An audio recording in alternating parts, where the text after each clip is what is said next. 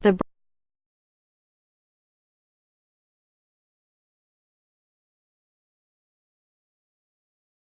Broncos' expected signing of Case Keenum has a major ripple effect on the early portion of the 2018 NFL Draft, especially pertaining to the super-hyped quarterback prospects and the teams lining up to select them. Yes, one move on the free agent quarterback market, not even the big one, changes a lot at the top of the draft. Let's pinpoint the winners and losers of Keenum reuniting with Gary Kubiak in Denver.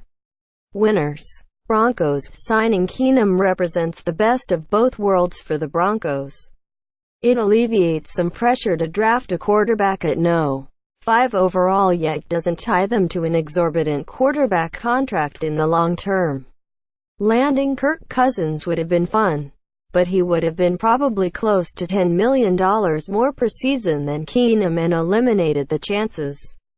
Denver grabbed one of the highly sought-after signal callers in this class.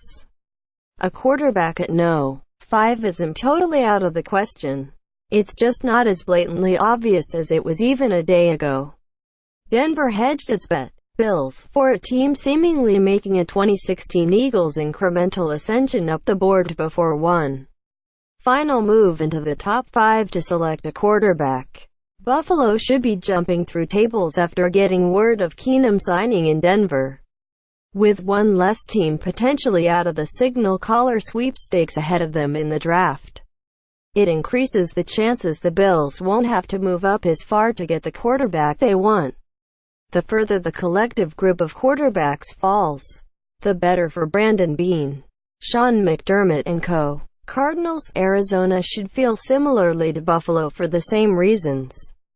They're not a frontrunner for Kirk Cousins and have a gaping hole at quarterback. Jets. Same deal here for Gang Green, sitting one spot behind the Broncos. It was easy to envision the Jets just missing out on the quarterback they desired most.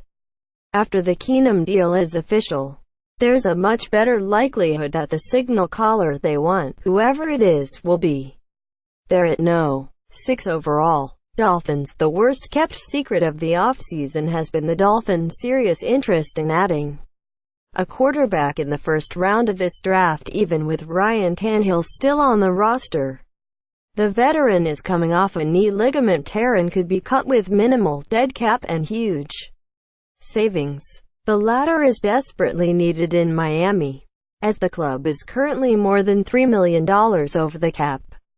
Woof. Mike Tannenbaum, Chris Greer, and Adam Gase have to be pumped about the Broncos signing of Keenum. Losers. Browns. There's some thought the Browns would love to move down from No. 4 overall after taking a quarterback with the top pick, and prior to the Keenum signing, they were a prime destination for a team like the Dolphins, Bills, or Cardinals in a possible trade-up to get ahead of the Broncos. Not anymore. Colts. The same premise applies to the Colts. And really, they've been the most likely trade-back team early in the draft since the regular season ended due to no need at quarterback and a roster in dire need of a multitude of upgrades on both sides of the ball. Now, they're simply not as attractive of a trade-up location. Buccaneers. While 4 quarterbacks going in the first 6 picks is still a reasonable possibility, the chances of it happening decreased with Keenum signing with the Broncos. Why does that matter to the Buccaneers? Without a need at quarterback, the more signal callers that went in front of them, the more elite non-quarterback prospects would have fallen. See Chubb, Bradley. While it certainly could still happen, the Colts aren't as likely to trade back, meaning the chances Chubb lands in Indy were raised by Keenum landing in Denver. Paxton Lynch, as if the writing wasn't already on the wall after he was unable to beat out Trevor Seaman in his sophomore season in the NFL. Lynch now will have a well-paid veteran quarterback with ties to Kubiak to deal with in a quarterback competition, if there even is a legitimate one this summer.